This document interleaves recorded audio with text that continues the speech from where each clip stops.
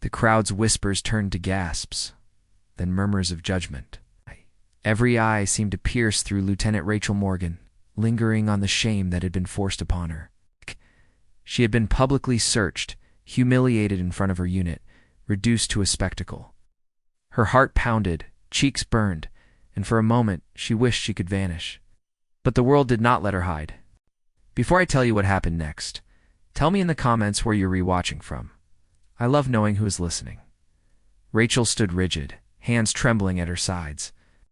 Around her, soldiers shifted uncomfortably, some avoiding her gaze, others unsure if they should intervene. The incident had begun as a routine security check at base, escalating into an embarrassing ordeal because of a misunderstanding. Yet the humiliation was real, personal, and heavy. She felt the weight of every accusation, every glance, every whispered judgment. The commander, Colonel Mitchell, approached slowly. His face was unreadable, but his eyes held a quiet intensity. The base seemed to hold its collective breath. Every second stretched, and Rachel felt as if time itself had slowed, freezing her in place like a statue of shame. Her thoughts raced. Would he dismiss her? Would he side with the crowd?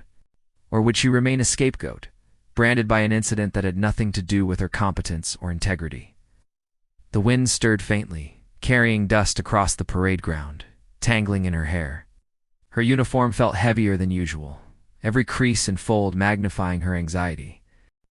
She could hear the faint rustle of papers in the officers' hands, the distant hum of vehicles, the soft murmurs of soldiers trying not to stare too openly. And then Colonel Mitchell stopped a few paces away. He raised his hand. Not in accusation, not in reprimand, but in a salute. Every eye turned, the whispering paused, and the air seemed to shift. The salute was brief, precise, and respectful, but its meaning was monumental. It was acknowledgement, affirmation, a quiet declaration that Rachel was not diminished by what had happened. The gesture carried the weight of trust, of honor, of human decency, and in that instant, tension in the air became electric. Rachel's chest tightened.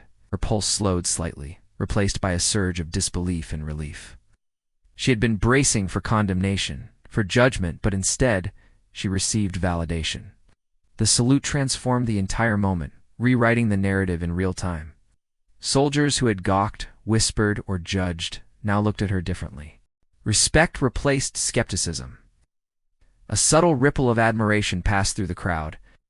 For a fleeting moment, Rachel allowed herself to feel seen not as someone humiliated, but as a capable officer whose value could not be dictated by circumstance.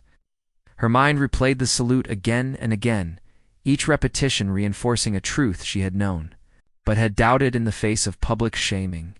Dignity is not taken from you unless you surrender it. Yet the moral weight of the day lingered. Rachel knew some would still question her, whispered doubts behind closed doors. Allow the memory of the search to color their opinions.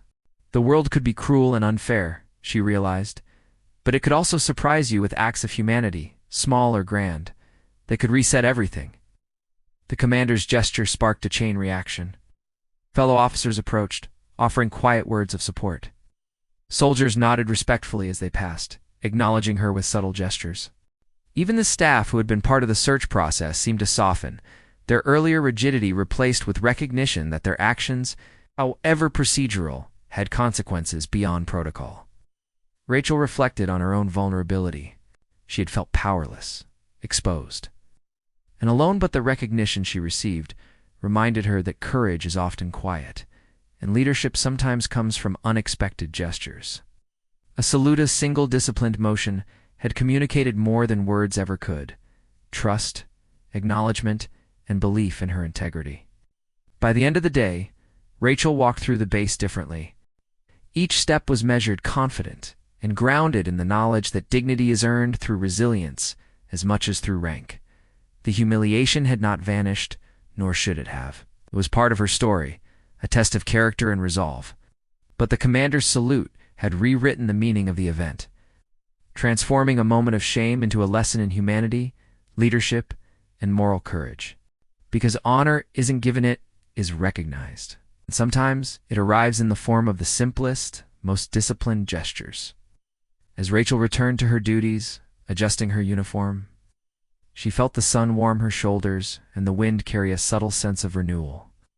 She met the eyes of the soldiers around her. Not all had witnessed the salute directly, but many sensed its impact.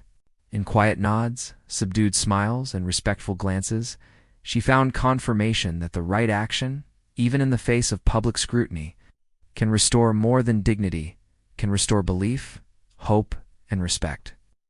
The commander's salute remained etched in her mind. Reminder that moments of judgment do not define us, our response to them does. She straightened her posture, inhaled deeply, and moved forward with renewed determination, carrying the lesson of the day like a banner across her heart. Because courage isn't loud, it is deliberate, measured, and transformative. If this story of resilience and unexpected validation inspired you, comment below with a moment when someone's small act of respect changed everything for you. And don't forget to subscribe to Whispered Words for more stories of courage, humanity, and the quiet heroes among us.